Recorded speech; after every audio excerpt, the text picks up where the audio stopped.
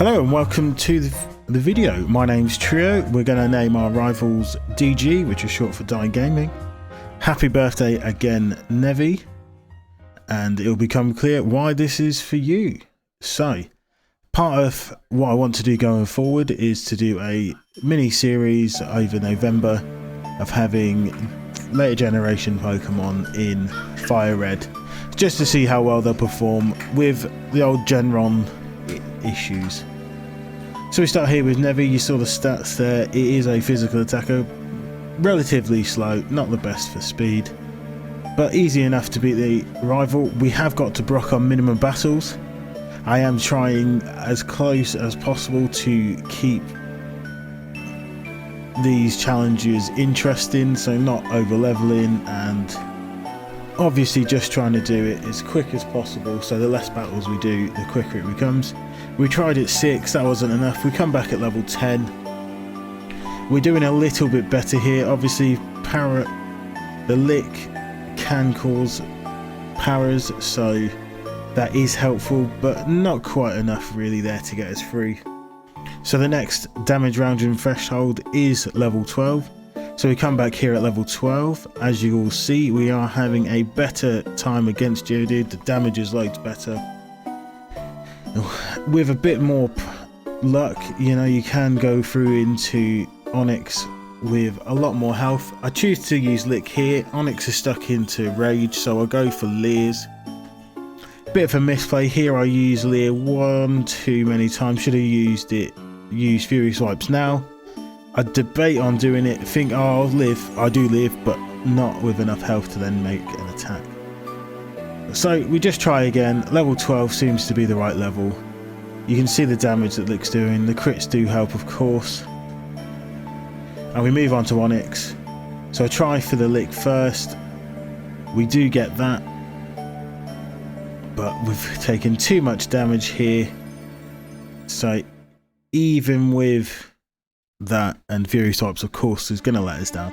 The reason I'm choosing Fury Swipes is because it's going to do, there's a chance that it's going to do more damage than Scratch.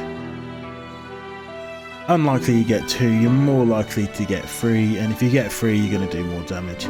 We go into this battle, level 13, I thought the extra HP might help. Straight off with Rage, use all those Leers, and now it's just click Fury Swipes and win. Whilst the attack will build every time, Onyx's attack is terrible. We got all 5 there, you see. And then we got 3 to finish that battle. We move on from Brock. Nothing happens in Mount Moon. We go to the rival fight now, just before Misty. As you can see, we're only level 16. We have added Mega Punch, which we do find inside Mount Moon, just because that's probably the most powerful attack we can get. Just the accuracy trade-off can sometimes be bad. Pretty simple rival fight. Now we move on to Misty. With this Sanqui ROM hack that I'm using, there is updated movesets for all the Pokemon, but a lot of the Jam 1 mechanics are still there. For some reason, I thought, oh, Lick must have just Jam 1 missed, forgetting that Ghost does not hit Psychic in this generation due to poor coding. So we just retry the battle, simple enough. Mega Punch, Mega Punch, Mega Punch. The crit didn't really matter too much, we do survive at 1 Hydro Pump. Rival 4, Boat Time, Rival 3, and it's pretty simple. We've now got Body Slam on the moveset, 80 power, 100% accuracy, sweep. Simple enough. We do catch our TM Pokemon, Pidgey, which we're going to name Baby G just for this. Move on to Surge. We do have Dig on the moveset, thanks to... I don't know why, I don't actually know why I clicked Mega Punch. I'm not sure, I meant to click Mega Punch. But it doesn't matter, we don't lose, and we beat Surge. Now we move on to Rival 4, Lavender Tower. We have got the OP move Slash on our moveset. Unfortunately, URSARING is slow, so crits aren't guaranteed, but for the most part, this move will crit. with our attack and a base 70 power move, it's a crit fest. We do some shopping in the department store, protein up. Nevy's after those gains, so for whatever reason I'm just using body slam. See, brain farts and then dig. To be fair, if it is a 2-shot, it probably is quicker to use body slam due to dig. Move on to Erica. Pretty simple stuff here. Didn't even heal. Never punished, you see.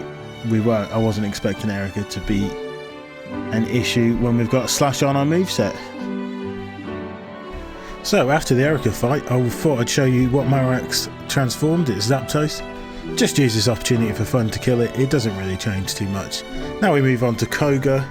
Now I'm so confident in this Koga fight that we're not going to have a problem. We've got dig on the moveset. You can see there it's almost one-shot the coughing. I'd go just for the slashes. Just for the pure crits, they will do more damage overall. And then don't want to risk the wheezing, so go for digs. We do still outspeed, so simple enough win there. Just in case it blew up. We move over to Blaine now. I chose to do Blaine first before Silphco and Sabrina because the special boost, we're not exactly great specially. So I thought that boost would allow us to live a few more hits. We've got dig on the moveset. This was never going to be a tricky fight. And as you can see, it wasn't. Now, rival time in Silphco. This battle, notoriously difficult at times. However, we managed to do this one without too many problems. Rock Slide for the Pidgeot. Almost one-shots. Had we been a bit higher level, probably would have one-shot. Now Slash, as you can see, kills pretty much everything. Tried to use Rock Slide against Charizard. Don't know why, when that was going to miss. Super effective damage. It's all good though, we don't get punished. Giovanni's nothing to write home about, so we have picked up a few items inside Silphco. Use a HP up, any extra health's always good. Now, the final addition to our moveset, Swords Dance. That's going to boost our already massive attack and give us some badge boosts, as you'll see in this fight. Swords Dance a couple of times here, and then just use Tri Attack for the win.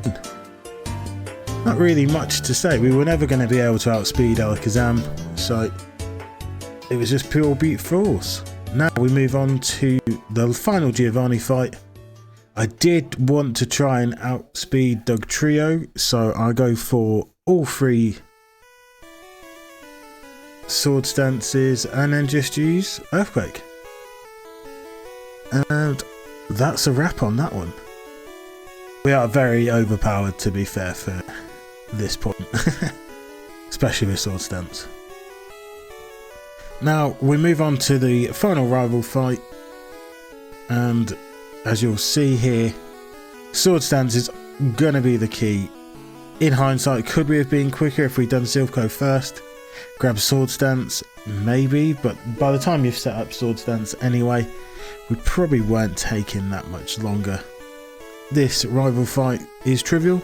Rest is the final move that we can learn before the Elite Four. Do we want rest? We're going for brute force here. This sleeping bear has been woken up and he's coming for you. Now have a look at our stats before we get into the E4. You'll see there we are extremely heavy hitting and a little bit on the slow side, of course, because we are a bear. Now we'll move on to the Lorelei fight. This one, once again, the plan for all of the Elite Four is the same. Set up Sword Stance, sweep. It's pretty simple. It doesn't take too much to work out what our plan is. We aren't the quickest Pokemon anyway, so we're going to have to take hits. It's just one of those things. I mean, withdraw there on Cloyster and we still almost one-shot with a try with the Sword Stance, so we probably could have missed even bothering with Sword Stance. But it makes the battle consistent. We move on to Bruno, who I thought could be a problem, you know, fighting types. We just heal up before this battle. This is literally one after the other, unedited. This is our first attempt through the Elite Four. Sword Stance twice. I just want to make sure there's no ranges. Don't know why I use Tri Attack. Sometimes these big brain plays don't happen. the next Onyx comes in, I know this time. Yep, let's just use Earthquake. And try attack again to kill the Machamp. Pretty simple stuff. And you guessed it, you know what the move is for Agatha. Sword Dance. But I have noticed in other playthroughs that I've done that Agatha can actually switch out her Gengar. So it isn't always as free as that. Now because we can't be affected by ghost type moves, it probably won't click it.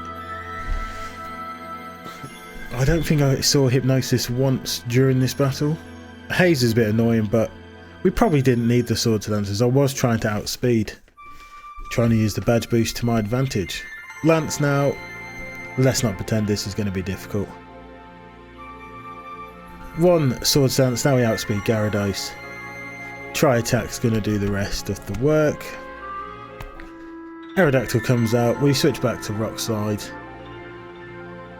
Miss, of course, because why would you trust Rock Slide? Because of those, I actually risk Rock Slide. And a Rock Slide again. We got lucky there really with not missing Rock Slides. Lance has been defeated. We are in pretty good position. Now we are quite low leveled, so this is very good considering. We full heal here.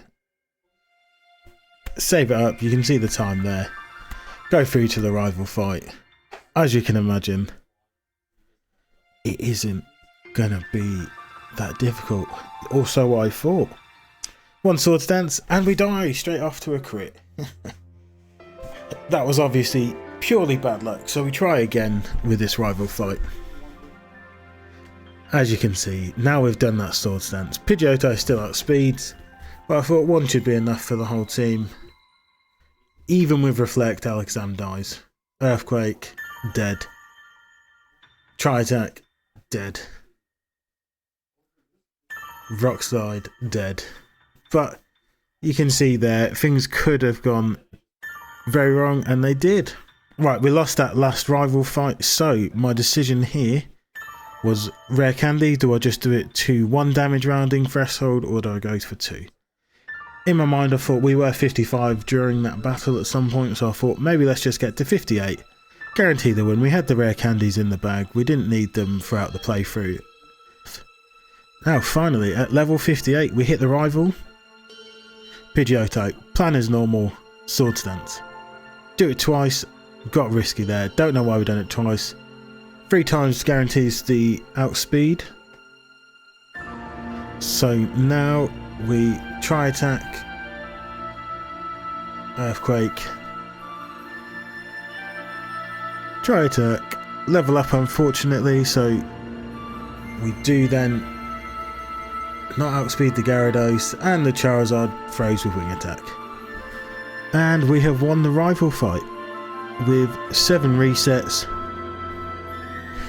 and ending it on level 59 in a time of 7 hours and 56 minutes played at 6 times speed. The real life runtime was actually only 1 hour and 25 minutes and 41 seconds, and that is the raw footage, so there's probably times where I've reset and times that could be cropped out at the start from the Oak Lab. I just want to have a big shout out to Nevi. Happy birthday again, my friend. Thank you all for watching this video. If you do like it, please feel free to comment below. Obviously like, subscribe, all that fun stuff. But more importantly, thanks for watching, and I'll see you on the next one with more Pokemon challenges through November.